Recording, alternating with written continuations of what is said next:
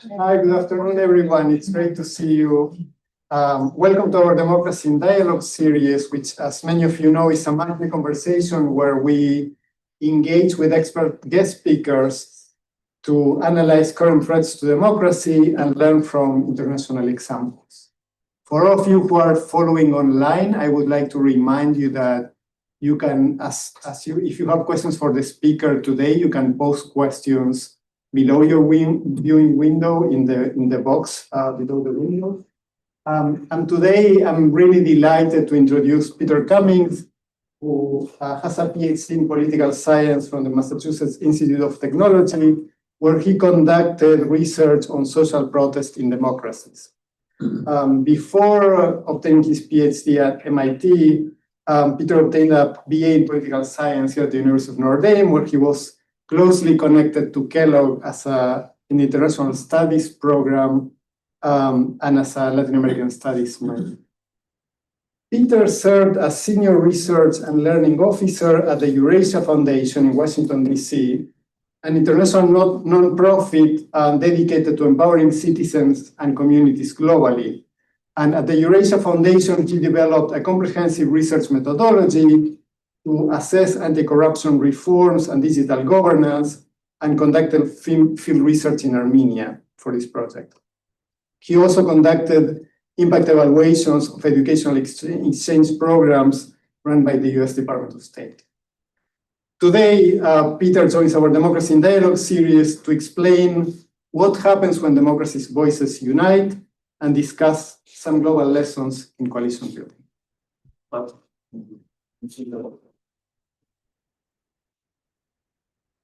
Thanks so much, Anima, for the introduction. And I'm very grateful to the Kellogg Institute for the opportunity to speak here.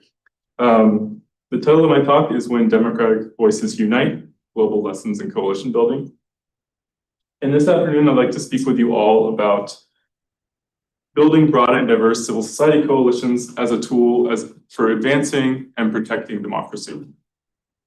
So during the talk, I hope to make clear why these types of coalitions can be an important force for democracy, point out the challenges in building coalitions, and then propose some strategies and insights for building effective civil society coalitions with illustrations from cases from around the world. But I want to start my talk by saying a few words about my professional journey and how it kind of informs my perspective on this topic. So I fell in love, as an Anima reference, I fell in love with political science research as an undergraduate researcher here at the Kellogg Institute. When I studied abroad in Chile in 2012, my excellent advisor at the Kellogg Institute, Professor Scott Mainwaring, he suggested that I enrich my experience by pursuing an independent research project on the side. I chose to research the Chilean student protests that were happening at the time that had started in 2011, but were continuing in 2012. And then ended up returning to Chile for research for my undergraduate thesis on a Kellogg Institute undergraduate research grant, and then returning again once I found a job in Chile after graduation. Several years later, in 2019, I was in a PhD program at MIT in political science, and I was trying to decide on a dissertation topic. I had grand but vague plans to study the military regime in Venezuela, and this was just after October 18th, as massive demonstrations were taking place in Chile, in Santiago and across the country. So one of my advisors at the time said, and I'm just paraphrasing, "Peter, hundreds of thousands are in the streets of Chile demonstrating, metro stations have been set ablaze, the military's in the streets, and you're going to write about the Venezuelan military from your desk in Cambridge?" This was convincing enough, so I decided that I'd go down to Santiago and start field research to explain the causes of Chile's social eruption in 2019, which I would use as the primary case for my dissertation. I found that many of the former student protesters and activists who had been researching from 2011 and 2012 had now united with other civil society groups and actors to help organize the protests in 2019. They formed a broad coalition to address what they saw as injustices in the democratic system, and in particular to call for replacing the country's constitution that had been written during the Pinochet regime. After my PhD, I went to work as senior research and learning officer at Eurasia Foundation, a nonprofit organization in DC that implements international development programs in the democracy space and other areas. More specifically, one of the central areas of our work was on civil society. So part of the work was helping to provide training and technical assistance to civic actors. So civic organizations, nonprofits, youth leaders, and social innovators. People who are trying to shape policy in their local communities, advance rights, or hold their government accountable. One of my jobs was to use research to help inform how we designed our civil society programs.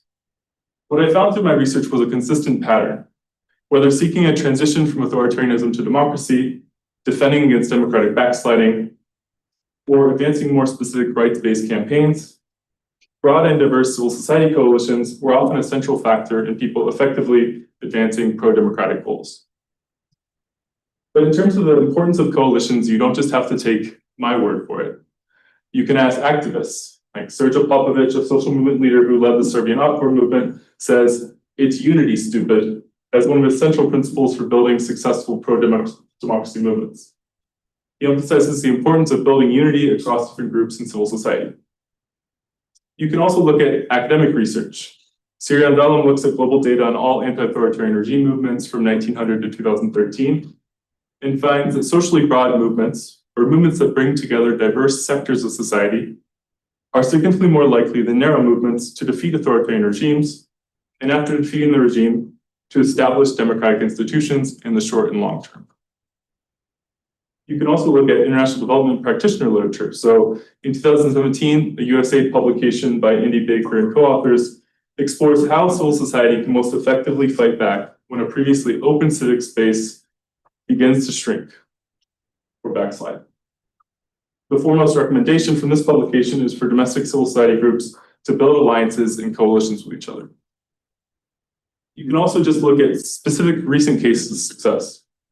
So for example, in Brazil, the Pact for Democracia, the Pact for Democracy, was a broad and diverse coalition of over 200 organizations that traversed ideological and generational divides and played a critical role in defending electoral integrity and safeguarding the handover of power in the 2022 election. So not only do I see broad civil society coalitions as critical to democracy at the global level, but I see them as especially needed in the United States today for three key reasons. The first is that we're in a particularly polarized moment. So reaching across difference to build coalitions is something that many of us are not naturally doing. Second, there's a great deal of mistrust and negative perception of our formal representative institutions like Congress and political parties. So civil society, individuals like you and me, and the groups that we form together, can potentially serve as a useful alternative and complementary force for democracy. And if we look at signs of democratic backsliding or erosion in the United States, one concerning development has been attempts to constrain or target parts of civil society, things such as threatening funding of NGOs, universities, or independent media, and a militarized response to some protests.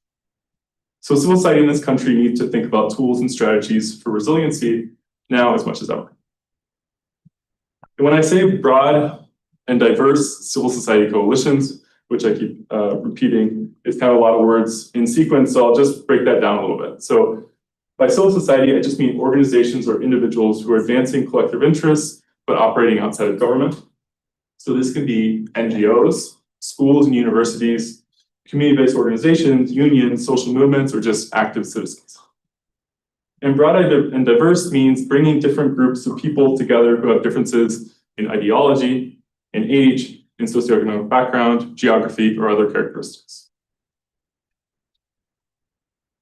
And being in a coalition means that members mutually agree to coordinate joint action in pursuit of a common set of goals. And since we're talking about pro-democracy coalitions, these goals may be related to specifics like expanding rights for a minority group or overturning legislation that restricts civil liberties, or they can be broader goals like defeating an authoritarian regime and replacing it with a democratic alternative. So why are broad and diverse civil society coalitions often an effective tool for advancing democratic goals? First, coalitions have great potential in building support for a cause. So by having diverse members in a coalition, a greater segment of the public may feel an affinity or feel represented by the coalition. Second, it's more difficult for the government to ignore or discredit coalitions. So it's fairly easy to single out specific organizations and take steps to isolate and discredit them. a particular common tactic in authoritarian and backsliding contexts. This tactic is much more difficult if various groups are acting jointly. And third, coalitions pool resources, human, material, financial. Each member may bring different resources to the table, like a well-financed organization joining forces with a group with less money that has a strong base of social support. Different organizations and people also can bring different skills and expertise that they offer.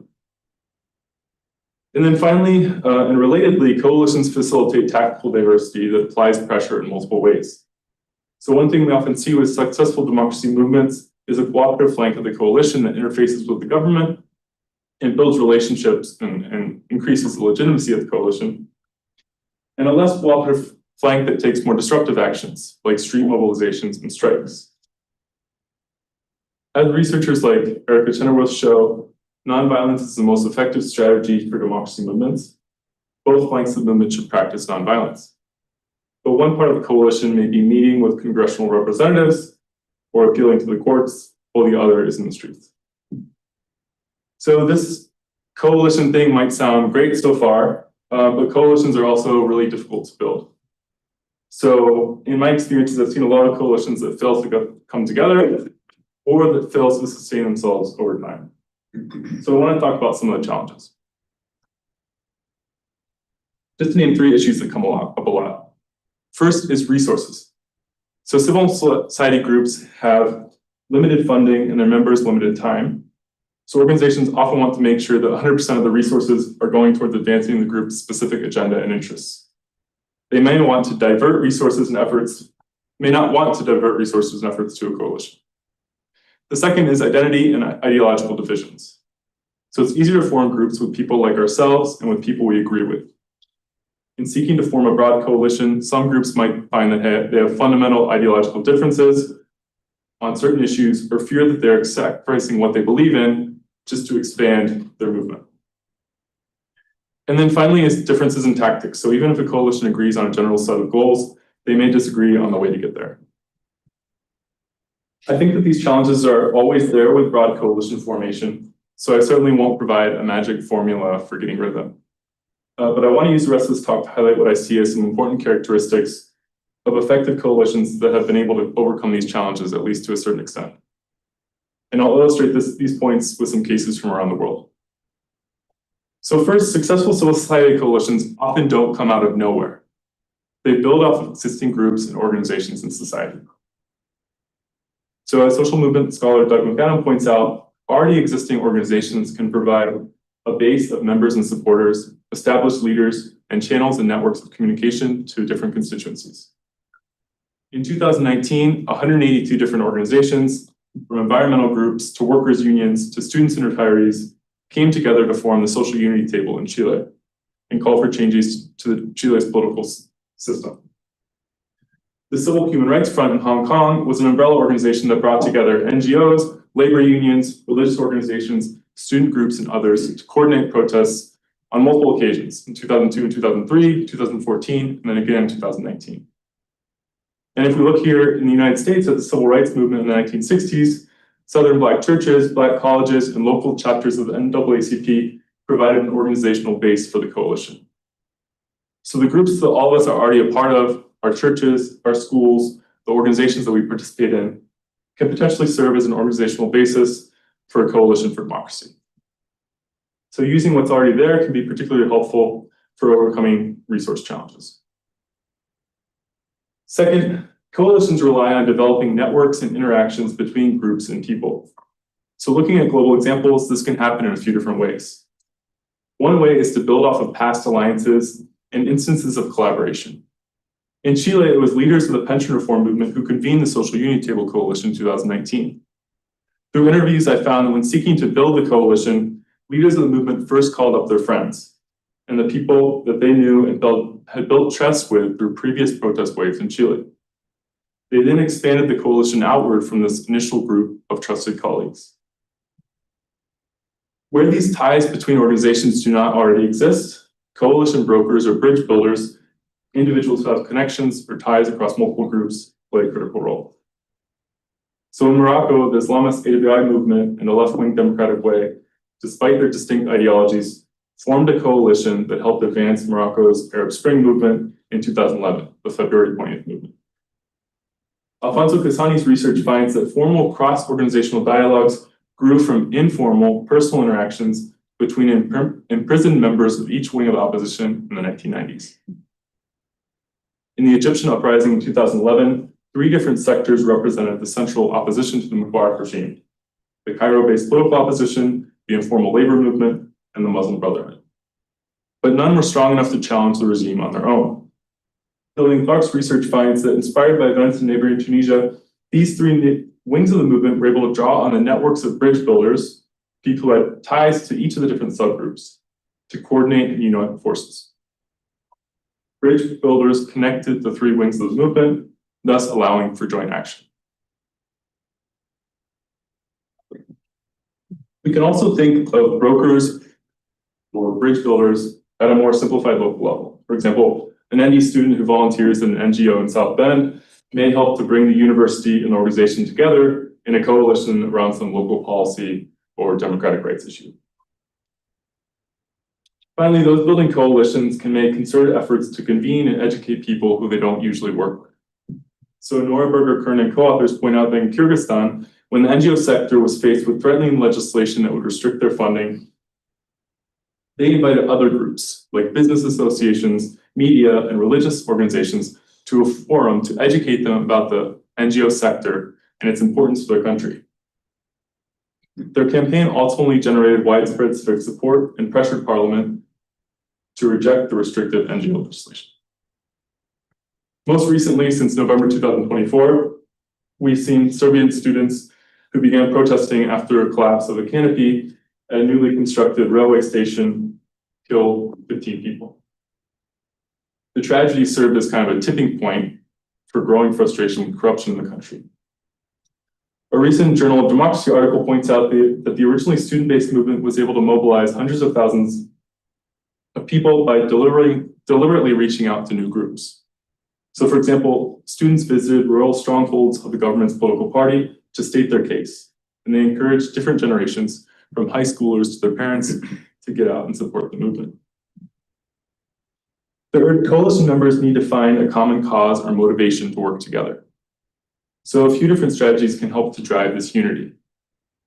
The first is identifying and acting against shared political threats or a common target of blame. So Mark Basinger's survey data of participants in Ukraine's Orange Revolution in 2004 and 2005 finds that participants had highly diverse preferences on most issues. Yet the movement brought together hundreds of thousands of people in the streets through what's called a negative coalition. Those who took to the streets in Ukraine were unified by their common rejection of the incumbent regime and its efforts to manipulate the system to stay in power. Defeating the regime became the focus rather than any specific policy proposals. The common threat or target of blame doesn't have to be an entire regime or government. It can also be a specific law, policy, or action taken by the government. So the important element here is that there's clear attribution of blame or responsibility. Professor Javelin here at the University of Notre Dame has evidence through her research that people are more likely to mobilize if they have a specific idea of who is to blame for their grievances. I like to think of negative coalitions as being instances in which different groups have settled on a common target of who is to blame. Alternatively to a negative coalition, coalition leaders can emphasize a common ideal or value that brings everybody beneath the same tent. The Arab Spring uprisings used the message of wanting to live in a political environment that protected human dignity. Dignity was the value that brought together more specific grievances that mattered to subsets of people. Things like economic decline, unemployment, political rights, and social justice concerns. For the Serbian protesters that began protesting last year, the slogan was, "We are all under the canopy." This communicated both solidarity with victims of the railway station collapse and the idea that all Serbians are in harm's way because their political institutions are plagued by corruption and a lack of accountability. So distinct groups such as farmers, educators, industry workers came together around this unifying message. For the social unity table in Chile in 2019, the unifying message was "Nos cansamos, nos unimos." We're tired, let's unite. The perception of activists was that in preceding years, the political system had repeatedly been unresponsive to sectoral demands for change on pensions, on education, on the environment. So the only recourse left was to join forces to try and change the political system and constitution as a whole. Finally, sometimes there's a process of members broadening their goals to find common cause with others. In the 2000s, the Islamist AWI organization Morocco proposed an Islamic civil state as its desired political model if a regime transition were to take place. Beginning in 2011, AWI began to emphasize a broader and more inclusive civil state to succeed a regime transition. A state that would be centered on a democratic constitution, sovereignty of the people, and respect for civil rights. The proposal was a clear effort to expand the objectives of AWI to incorporate non-religious actors like Democratic Way by de-emphasizing some of the religious components of its proposals. And lastly, coalitions are more likely to accomplish their goals when they effectively appeal to the general public and get the unengaged and uninterested off the sidelines. So one strategy is to frame the substantive messaging in a way that educates the public on how the mobilized issue for the coalition might affect people's daily lives. So in 2013, NGOs in Kenya were faced with proposed legislation that would restrict funding for the NGO sector. In addition to banding together to advocate against this law, NGOs in Kenya framed the issue in a way that emphasized the socioeconomic and public health consequences for all Kenyans. So for example, NGOs went to the public with leaflets emphasizing that the sector was providing 47% of Kenya's public health services. This messaging helped counter the legislators' narrative that NGOs were beholden to the interests of foreign governments and helped to draw broader public support outside of the NGO sector. The legislation was ultimately rejected by Parliament following the civil society campaign. Second, coalition leaders can provide different ways for people to get involved. So not everybody can or wants to go to the Simple Plaza of the March. Maybe they're scared or they don't have time or they just don't like to walk. In Chile in 2019, one of the strategies that the social unity table used was to encourage local communities to convene their own forums in which they got together with their neighbors to discuss the neighborhood's main grievances and what they would want to see emphasized if there was a new constitution. These forums provide a way for people across Chile to get involved without leaving their neighborhoods and also provided a decentralized strategy for the coalition to gather citizen input. And then finally, coalitions and social movements more broadly can engage the public and attract media attention for their cause by creating creative and entertaining ways to communicate their message. So Serbian students this year used late-night poster campaigns, art installations that dramatize state failings, and flash mob-style sit-ins. Drawing on a playbook from the Otpor movement in Serbia a couple of decades before, the movement also incorporated humor to help undermine authorities, break down fear and apathy, and reach broader audiences. So to conclude, broad and diverse coalitions can be a very effective tool for advancing democratic objectives. Coalitions are not easy to build, but looking around the globe, I've provided some insights into what might help increase the probability of success. So first, effective coalitions often leverage pre-existing organizations as their jumping off point, which provides bases of support, leadership, and trusted networks of communication to different constituencies. Second, to develop cross-group collaborations, effective coalitions draw on past interactions and pre-existing ties, coalition brokers, and purposive efforts at inclusion, reaching out to new voices to help build the diversity of coalition membership. Third, negative coalitions or a unified sense of who is to blame, appeals to common values, and the broadening of goals to be more inclusive of others all help provide a motivation to work together. And lastly, effective coalitions appeal to the broader public through messaging that frames coalition goals in the context of how they affect people's daily lives by providing different ways of getting involved that meet people where they are and use their talents, and through creative and innovative tactics that draw attention to the movement. So from authoritarian regime cases like the Arab Spring examples to more democratic contexts like Chile, in which protesters are seeking to expand or improve their democracy or protect against democratic erosion, broad and diverse civil society coalitions have proven to be a powerful force for advancing democracy. I hope that this talk has helped to underscore the value of civil society coalitions while also highlighting some lessons learned from coalitions around the world. I think that these lessons are relevant as global citizens and students of democracy but also in considering the role of civil society in the United States. So I'd be happy to open up to questions.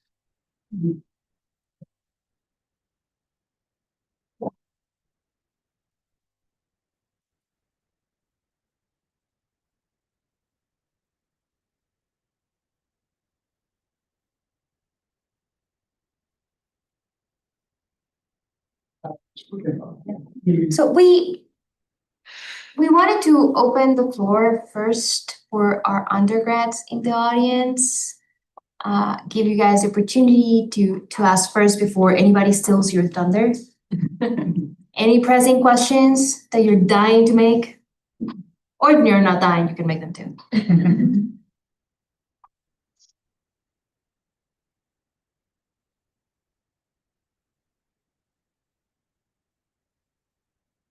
They don't have to be pressing either. No, they don't need to be pressing. No question silly, no question small. No question is unimportant. All questions are good questions.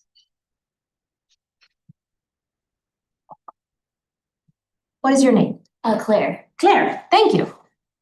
So how would you consider applying this framework to like a large scale conflict in the world that's super divisive? So say like the Israel-Palestine conflict. What was the question? What was the question?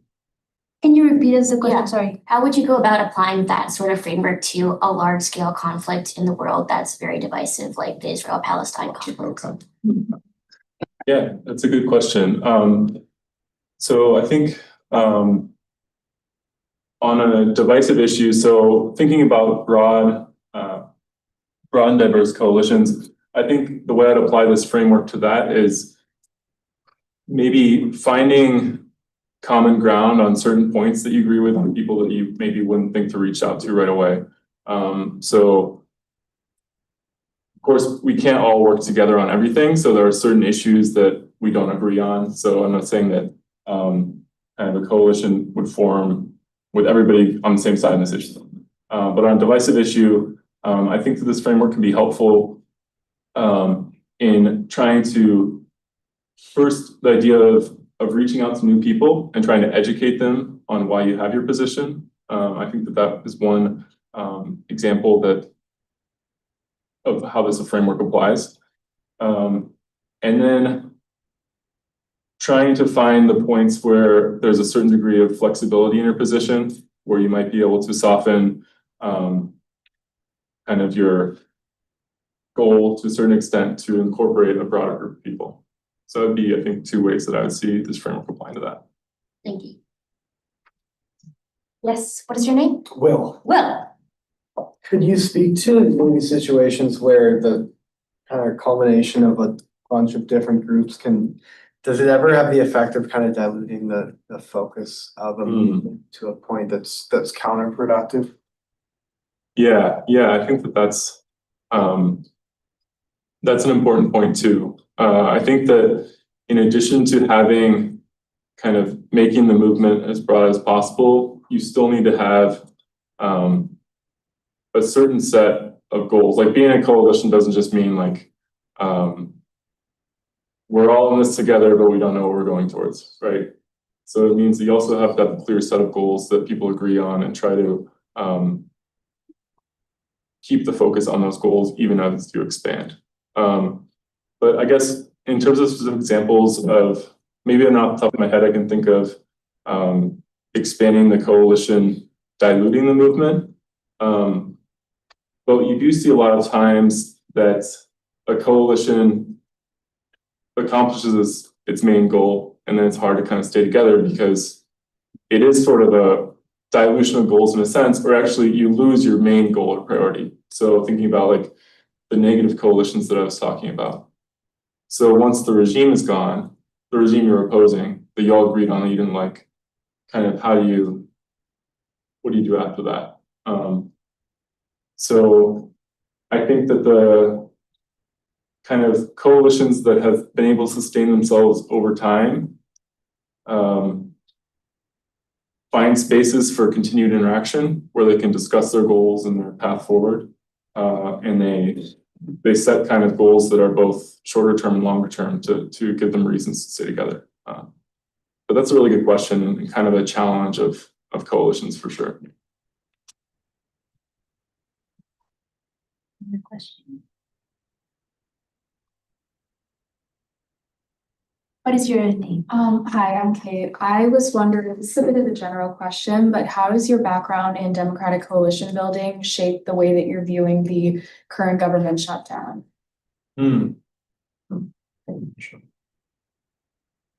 Yeah. So one thing that I kind of referenced at the beginning of my talk was that one reason that I think that the United States, it's important to think about civil society coalitions, specifically right now in the United States, is because there's not, for a lot of people, there's not a lot of trust and there's kind of a negative perception of Congress and political parties to get things done. So that's one way that it shapes my perspective because, for example, in Chile, you saw kind of a similar thing, I mean, for many years, like this really low level of trust in representative institutions, political parties, anything in terms of like formal institutions of power. And so one of the reasons that social movements were really successful is because it was providing this kind of alternative form of discussing and pushing forward issues that matter to people. So I guess it informs my perspective in the sense of thinking that when Congress isn't getting things done, or there's something like a government shutdown, there's gridlock, there are other ways to pressure things forward. Yeah. More questions? Okay, I think Mark was raising his hand. Thanks so much. I just want to ask you about this, I think, very interesting distinction between negative coalitions and positive coalitions, right? It's probably a little bit endogenous to the process, right? I mean, it's not like that the coalition makes a deliberate choice, whether to go for the negative framing or the positive framing. So I was just wondering if you have, in your research, if you found a pattern, under what conditions is it more likely that we see negative framing, around the coalitions against maybe the incumbent government or or in the positive case, right, that a new kind of framing emerges. So, is this coming from a specific constellation of actors or other things that you have maybe found in your research? And then, of course, this is a hypothetical choice, but if you could advise, let's say, a coalition, right, and they have to make the choice of, whether they just go for the negative framing or the positive one, right? What should they consider in that process? Should they always go and try to find a positive framing, or, what should that potentially, interesting decision-making process could look like when it comes to deciding on the framing? What is the unifying framework that binds all of these actors together? Yeah, that's a really good question, or those are really good questions. I think empirically, I'm not really sure about kind of when positive coalitions are more common versus negative coalitions, but kind of my sense is that a lot of times negative coalitions can come about. It's more easily for negative coalitions to come out spontaneously, just based on things that are happening, anger. So I think that in the paper that I referenced from Mark Basinger on Ukraine's revolution, his argument is really that there wasn't a lot of organization behind it. It was just sort of like people were really upset with what was happening, and they formed this negative coalition more or less spontaneously. I think that oftentimes positive coalitions require maybe longer term organizational backing that goes through this process of developing a set of goals and ideas that are kind of more not constructive, but yeah, to a certain extent constructive or forward-looking past just defeating the incumbent regime. I think that if I were to advise some people trying to form a coalition, I would say that ideally you would at least have some positive coalition components to your coalition. So you would have some ideas of what you want to have happen specifically after the thing you're opposing gets resolved. So if the regime gets defeated in elections by the democratic alternative, what would you like for the democracy to focus on? But I think that it's a challenge.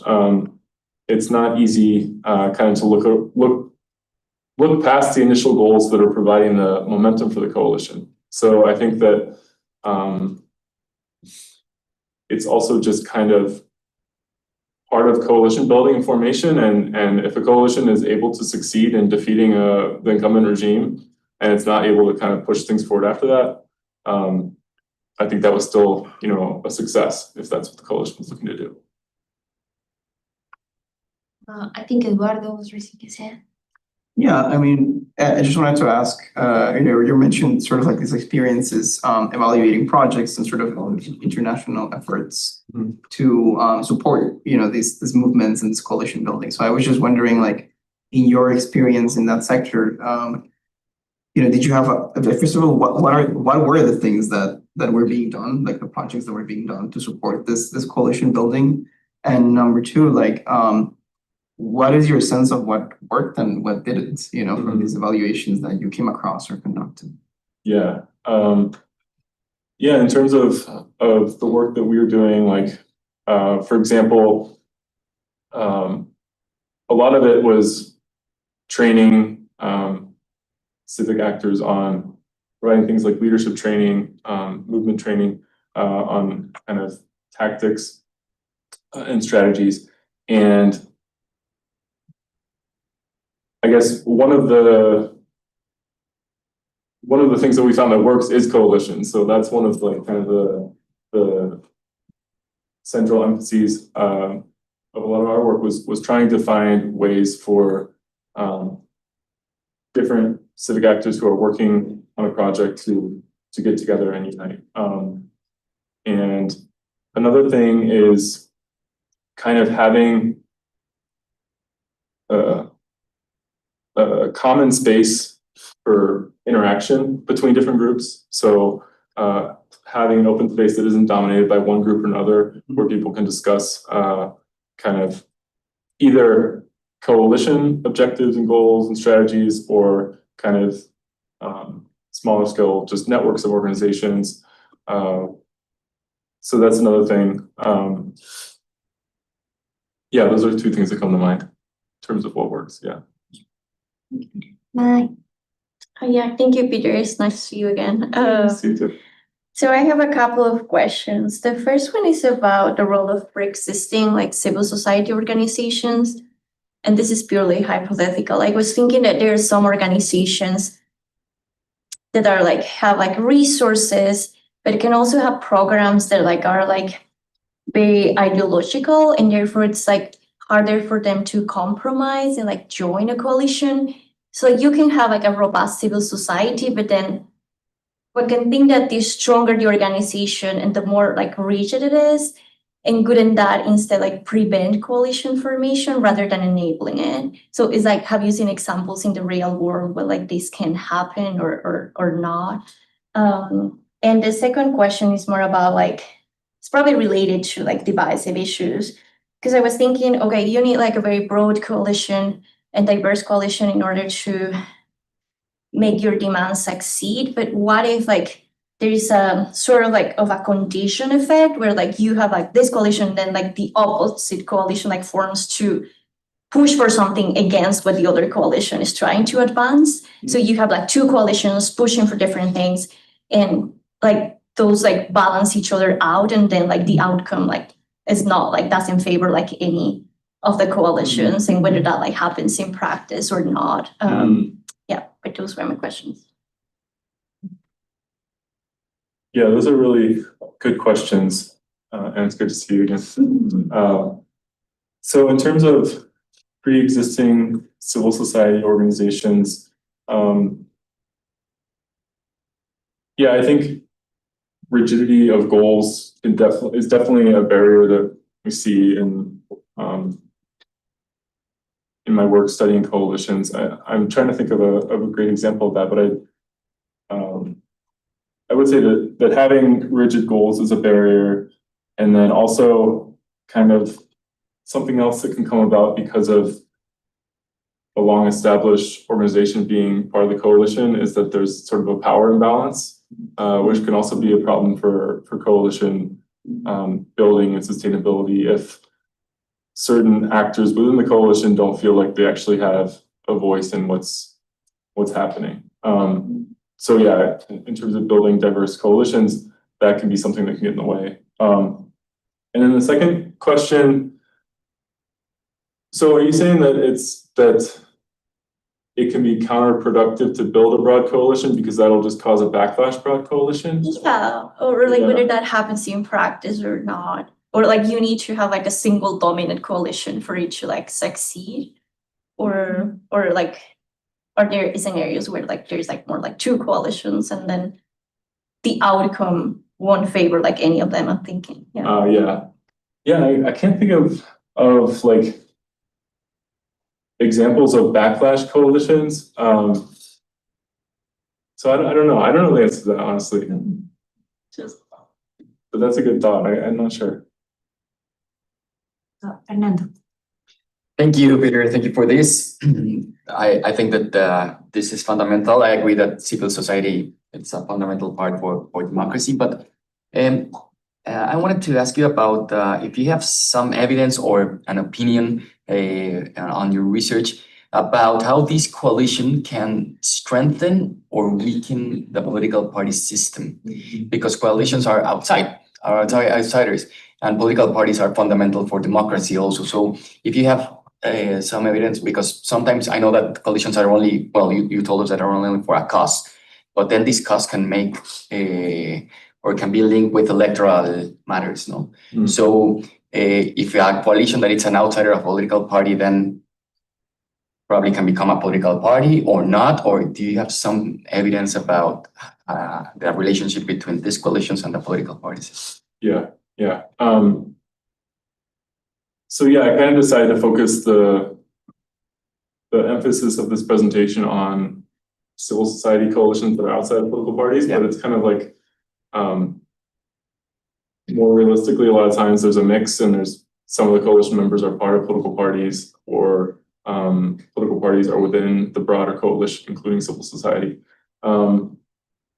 So yeah, I mean, I guess the case that comes to mind is Chile. It's the case I kind of know the best. And I guess social movement organizations first, and then they kind of made some attempts at forming coalitions, I think were really powerful because political parties weren't being, or the political system wasn't being responsive enough to citizens. So they filled kind of a need in that sense. But at a certain point, the coalitions needed to form a political party to advance things more constructively in the long term. So like the Frente Amplio in Chile it's coming from the student movement and also other kind of progressive activist organizations that had been pushing things forward in Chile, really strongly since 2011, but also before that, since 2006, really. So I think it's a good point that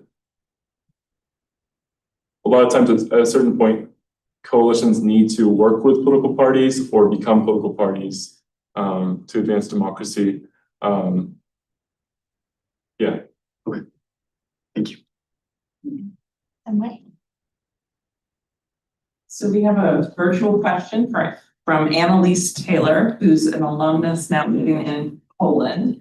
And she asks, how would you inspire people to take action to become leaders? And how would you suggest that coalitions could define terms to move the conversation forward?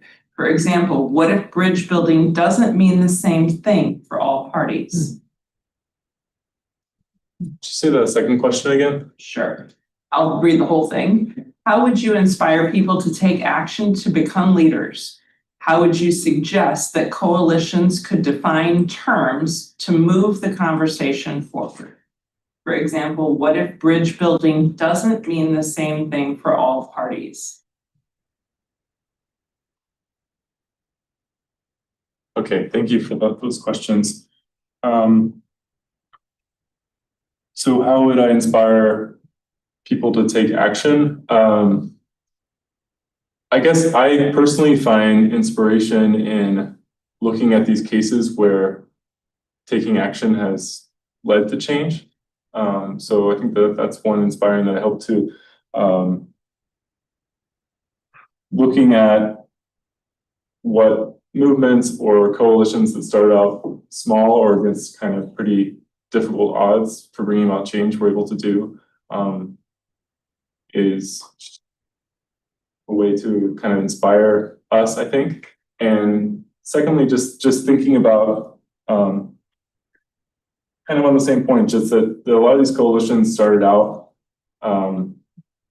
unsuccessful or small, and that bringing about change through civil society often takes a lot of time. So finding inspiration in the success stories, but also in the fact that that a lot of these movements were pushing things for a really long time. And I just think about Chile. I mean, my own story of studying the student movement in 2011, 2012. I mean, these students were high schoolers in 2006 pushing for education reform. And then there were university students in 2011 pushing for education reform. And then they're, leading coalition in Congress through the Frente Amplio from 2017. It's a lot of years, it's a lot of time. And maybe that's not inspiring for some people. I don't really want to do that. But I think sometimes we want like really fast results from taking action. And I'd be inspired both by the success that some of these movements that I tried to at least highlight a bit had, and then that it took them some time to get things done.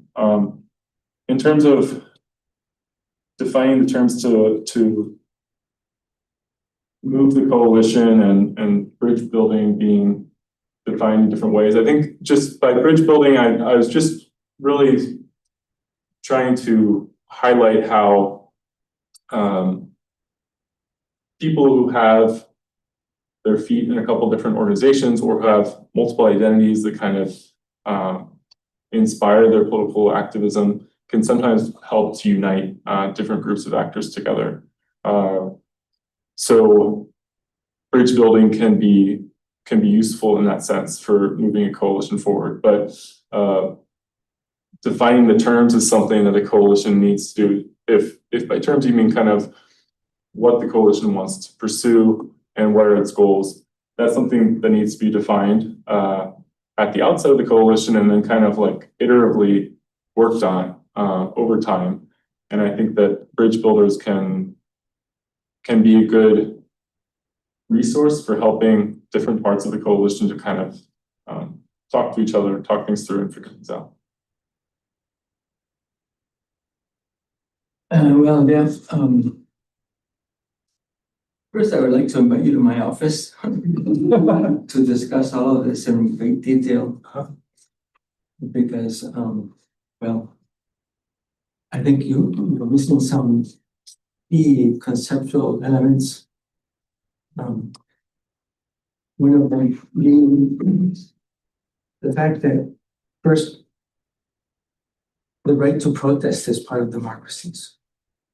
So the fact that people are protesting in a democracy doesn't mean that they're advocating democratization. They're advocating certain policy changes. Now, when you have a situation like the Egyptian, right? A lot of people came out to Tahrir Square, right? But what happened immediately after that? The leaders were all arrested, some of them killed. And that, of course, does not happen in a democracy. And so there's a really important difference between protesting in a democratic and an authoritarian context.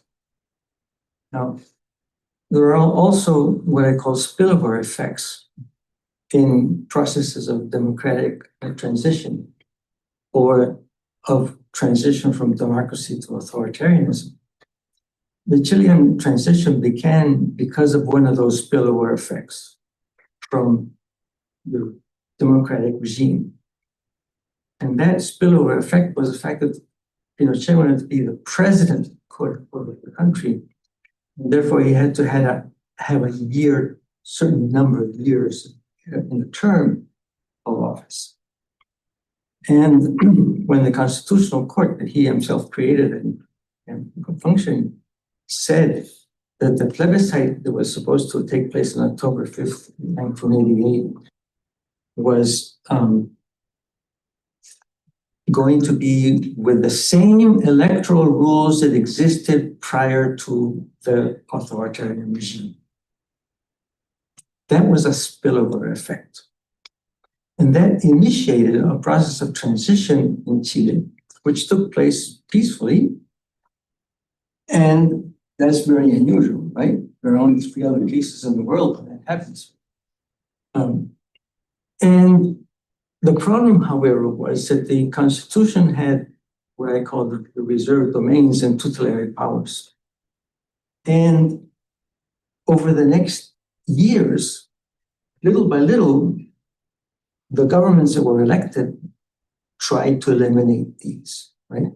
Now, these gave power to members of the right parties and also some power to the military. And that had to be extinguished. And so there was a long process of extinguishing that culminated in the 2005 Constitution, the 2005 Constitution. That eliminated all of the tutelary powers, all of the reserved domains.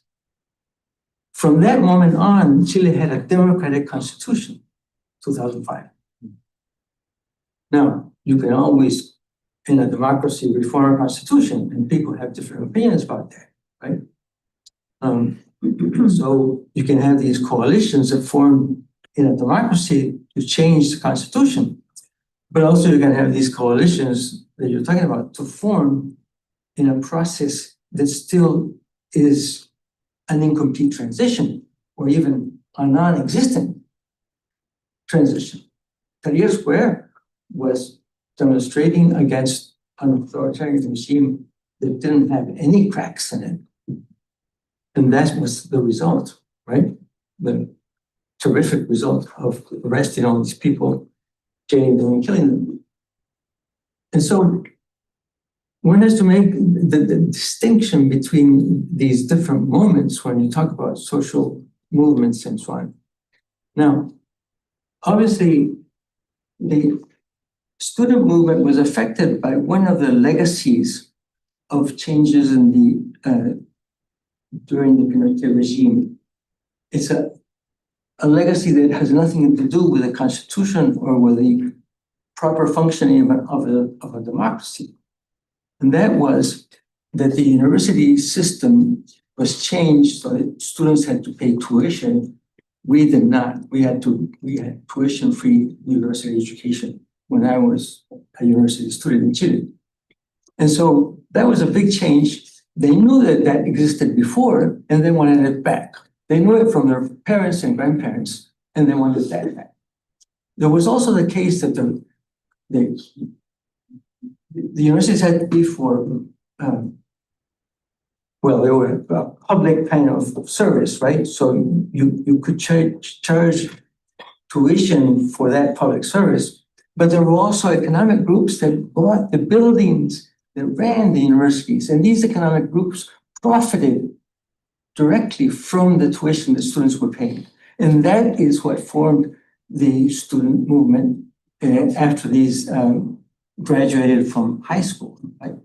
Now, each one of them, main student movements, created their own political party. The Frente Amplio was just a coalition of these political parties. They fought among each other and they didn't continue as a political party. Camila Vallejo is, of course, communist, and she was part of that, and Boric and others formed their own parties, right?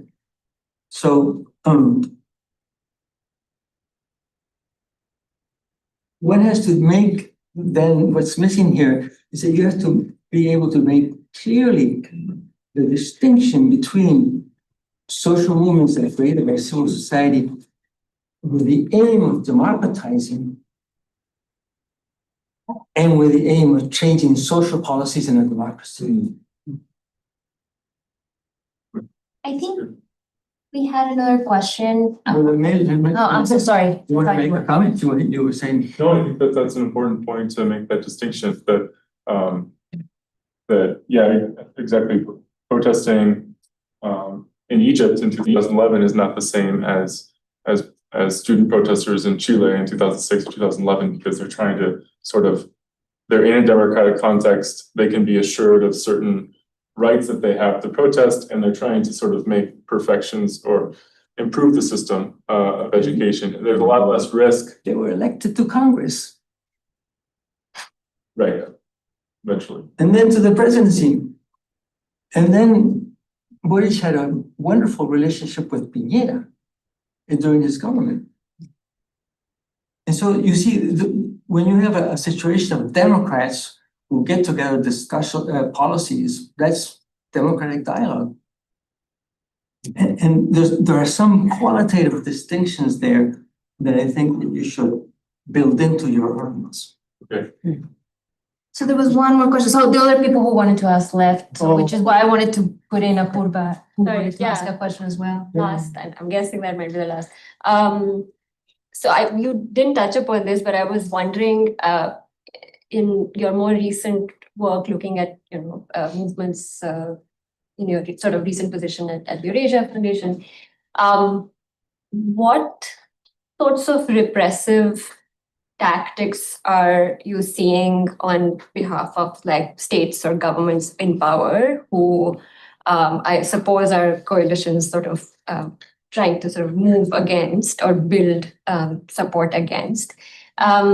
Because and the reason I'm asking this is like the shrinking of the public space to protest is now matched by shrinking of even digital spaces to protest, right? So there's a lot more surveillance. States have a lot more have access to technologies, so they can know if I'm tweeting or you're posting something on Instagram. And all these ways that even in the last decade we saw of people mobilizing or making coalitions. How are people adapting to these changes to build the kinds of coalitions that are required for the work you're talking? Yeah, I think that that's a really important point. Like sort of digital authoritarianism is something that political protesters, social movements, coalitions are having to deal with. And yeah, it's interestingly, I mean, in some cases, actually returning to sort of the physical, non-digital ways of organizing has been kind of a way to counteract it in some cases.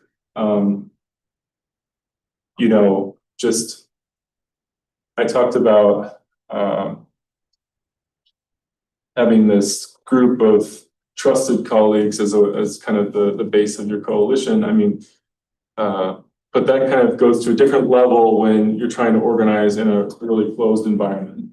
And one thing that's not in my particular work, but just I've seen like studying other cases is just organizing with your neighbors who you've known for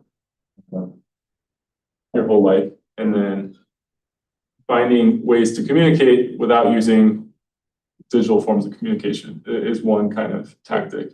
But I'd love to talk to you more about it, honestly. But there's kind of like, there was kind of like a different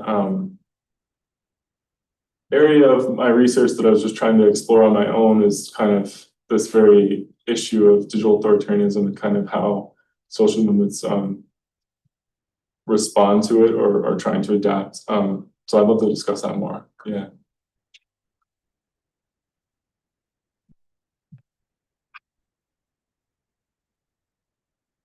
You wanted to? That's a question. Where? Okay. Oh, go ahead. Yeah. Based on your experience, your research, what have been the, something between coalitions in different countries, especially Latin America? Like you see in your research that you have been more successful.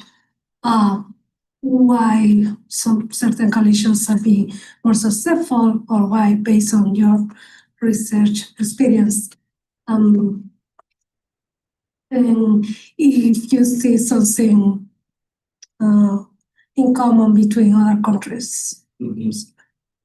Yeah, it's a good question. I think that really defining from the beginning what you want the coalition to accomplish is something that's I've seen as really important.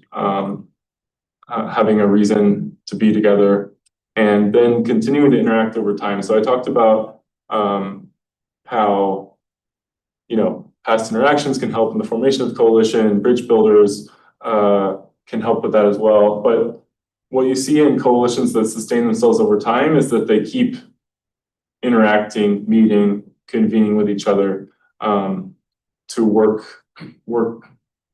on new issues, to develop new strategies to accomplish their goals. So I think that that's one thing. So having a clear set of goals and then also having regular interactions between members of the coalition. Sorry, and coalitions could be more successful, like political parties or by ideas. Well, I think it can be both, including political parties or not. I think it can be both just in civil society, organizations, in the broader society that aren't involving political parties or political parties as well. But yeah, generally it comes together around a common set of ideas either way, even if there are political parties involved. It's important to have a common understanding. Anyone, I think we got to you. Peter, thanks for the presentation. It was really, really interesting.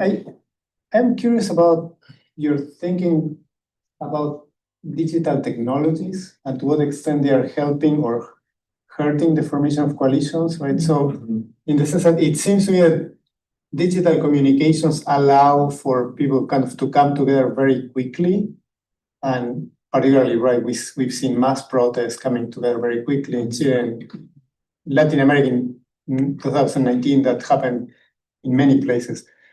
But then, and at some level, at some superficial level, this seems to have some of the features that you identify, like multiple groups come together, they have different goals, but they are all kind of protesting at the same time. They seem to have a common target. But then at the same time, there is very little organization to really connect them. And plus the governments have nobody to negotiate with, right? Because there is no underlying infrastructure of leadership. And so these things come together very quickly. They tend to be very chaotic. It's hard for governments to negotiate with them.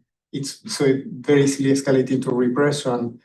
And so at some level, the digital technologies seem to facilitate the process, but on the other hand, they seem to undermine the actual work that requires kind of all the organizational work that you described. So I have mixed feelings about the technology itself, and I was wondering how you're thinking about it.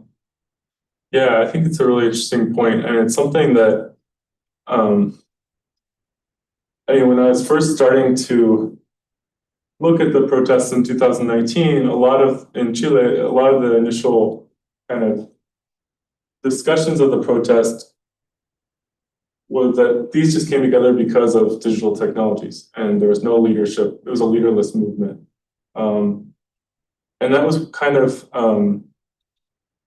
one of the things that kind of inspired my dissertation work, was kind of pushing back against this, that these coalitions can't form or sustain themselves or accomplish things just because some people, sent out a mass WhatsApp message or and like decided to meet in the square, that there are also organizational foundations behind the movement. So I think that it's really important, and I think that I agree with you about the mixed feelings, but I think that digital technology can help rapidly form a mass movement spontaneously.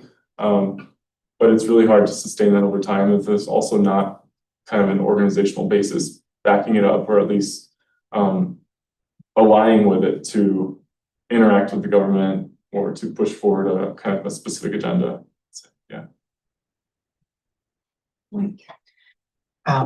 I know it's very early and it's a different case, but I was wondering about the state of the coalition building process in the United States. So we see that over the last couple of months, right, there have been different attempts to form protest movements, to organize people. And I first was wondering about the actors in that process, right? Because in these other cases that you also mentioned, right, it seems like you sometimes have a trade union or multiple trade unions. You have student leaders, right, who kind of are able to represent their different groups and to come together to form a coalition. Do you see kind of different groups in the United States as well, or would that process look differently, or has it looked differently in the last couple of months? Then just from the other case that you're studying, how would you describe the state or the kind of the process over the last couple of months to build this coalition in the US, right? And maybe also the challenges that apparently exist, right? It's a huge country, we have these different groups, and it's sometimes a bit hard to even know who you can invite into your coalition, if that makes sense. Just what you can, tell from your own experience, maybe also comparing to other cases, how does the US compare to maybe the cases in Chile and others? Yeah, I mean, I think we have, in the United States, we have very strong civil society. We have really strong universities. We have really strong NGO sector. Maybe in terms of unions, not as strong compared to some cases that I talked about. But I think that there's a strong basis for a potential, strong, broad-based coalition. I think that maybe if we look at specifics like the No Kings protest, for example, my understanding is that a lot of the organizations behind those protests are sort of progressive organizations, like Indivisible, who are trying to get a lot of people involved, but they come from a position of progressive movement in the United States. And I could be wrong about that, but that's just my perception of looking at things. So I think that probably if the coalition moving forward, one thing that the United States kind of coalition for thinking of like the hands-off protests, the No Kings protests, would be concerted efforts to sort of reach out to new groups that are maybe outside of the progressive wing. But one thing I see that's similar to like the social unity table in Chile, I said that one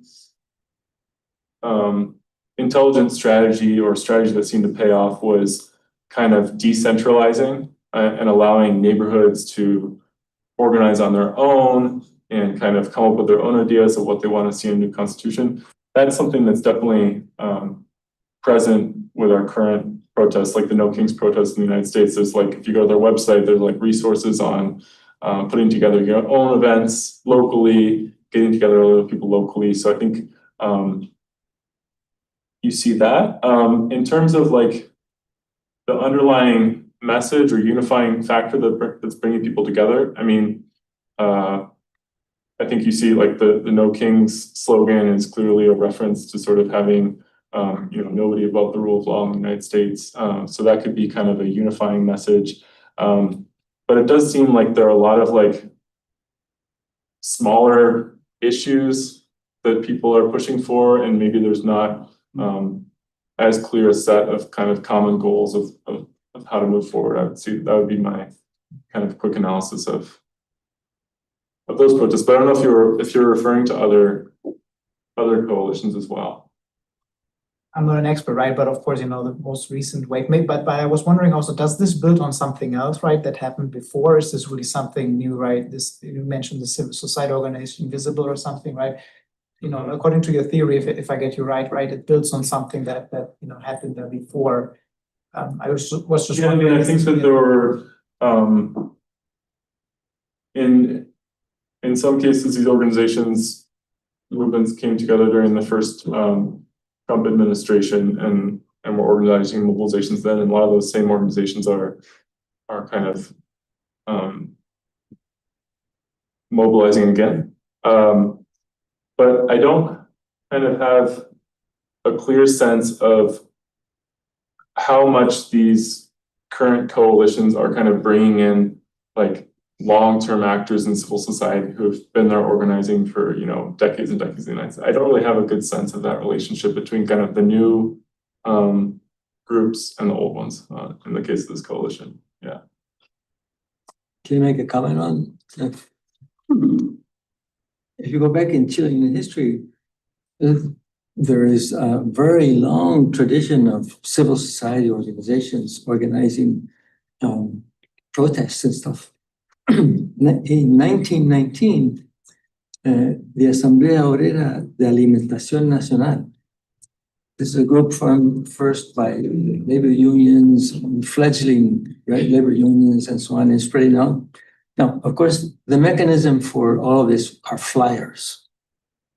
I mean, printed flyers that were distributed everywhere, right? And the Asamblea Obrera de Alimentación Nacional is the only demonstration in Chile that competes with the 1919 one. And it's 100 years later. Now, there are also a vibrant civil society has people who occupy multiple positions, right, in society. And so there are politicians, there are lawyers, there are merchants, there are this and that and the other. All of these give context to people. And therefore, people across these broad contexts then organize with similar people in each one of those. But then when you get these big protests, it's the activation of all the contacts that people have. Their party, their union, their church. Churches are very important. And so the internet does not invent social movements. What the internet has invented mostly is disinformation. And actually, in the end, it may be that the internet discourages mobilization eventually because of that, rather than just this personal contact and this sort of swarming the neighborhoods with flyers. Yeah, I think Apurva had another question. Forgot. Sorry. No, it was actually, I think it was a two-finger, I guess, on what Mark already said, and you just brought up the role of the church, and we are here, so it would be interesting to hear, if not in the American context, but otherwise, in the countries you've studied, if the religious organizations, whatever be the biggest ones, have been active participants in providing spaces for mobilization or not. And given the American context where there is a serious overlap between political affiliations and religiosity, is there even some space at all for mobilization in the US that can actually use the church as the space? Yeah. Civil rights movement. Yeah, civil rights movement in the United States, churches were an important foundational organization, a space for meeting, a space where leaders of the movement came from. think in a lot of contexts, I think churches have played an important role. I mean, thinking about going back towards like the transition phase, I think like in Chile in the transition, the Catholic Church played an important role in the process. that coalition. And so I think churches can play an important role. You were asking I mean, do you see specifically a role for about that now. here, yeah, in the US? Given I imagine most church-going people have a certain orientation politically, which we know from surveys, and I could be totally wrong. Like, what does it mean for a no kings protester to try and build a coalition with the church? You're saying like more so now than before, there's kind of a political affiliation associated with your church. Yeah. Oh, I see what you're saying. Okay. Yeah, so maybe that makes it more challenging to use churches as a common ground for coalition building. Yeah, I don't know. I haven't really thought about that, but that's an interesting kind of thesis. Yeah, I'm not sure. I don't know. I don't know if kind of more progressive churches have been a part of the No Kings protests already, but yeah, in terms of like reaching across the aisle through your church, it might be more challenging in the current environment. Yeah.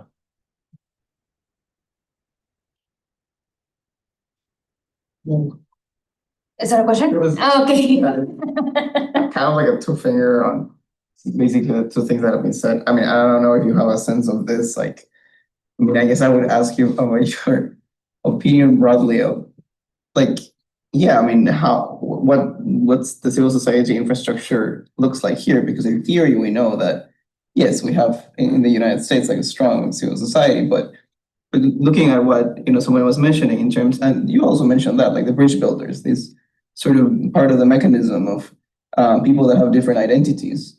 Well, increasingly, I mean, this is kind of my informal understanding from reading papers and trends, right? It's like increasingly you have organizations where people only have one identity, right? Or like all of the identities are aligned, right? Like the party, the church. And so do we have less bridge builders, I wonder? And then on top of that, my understanding is also that, I mean, what is it, like associationism in the US has also been, I think, declining for a while. So I don't know, in some ways, like, I'm like, yes, civil society is strong. In other ways, I'm like, oh, but is it the same one that we had at some point? Yeah, I mean, I think it's a good point that maybe one of the weaker characteristics of our civil society is the lack of bridge builders. But I mean, I think the university is a good space where we still have kind of people with different backgrounds, ideologies coming together. And I don't think you attend university. I mean, with some exceptions with universities with a very specific mission, I think it's still a space where there can be some bridge building taking place. And I think that we have a strong NGO sector in the United States, and a lot of these organizations they have a more service-based mission, for example. But that doesn't mean they can't get involved in serving as bridge builders across different organizations. So if we think about civil society just in the sense of politically oriented or activist organizations, maybe those organizations are more entrenched in their positions than they were a decade ago, or even maybe more so than going back to the 60s and 70s, I'm not sure. But we still have a lot of other organizations that don't have a political affiliation where people could come together hypothetically. So I think that there's some optimism in that sense. Thank you. Well, I want to thank you all for coming today. Before we split, I wanted to say on November 6th, we're going to have the next guest of our series. Her name is Veronica Zubillaga. She is a visiting professor at the University of Illinois in Chicago and a Venezuelan activist. and she's gonna be talking about academic freedom. I hope you all can join us. It promises to be a great talk. And I want you all to also thank Peter for coming here and giving this great talk and enduring a very long question session.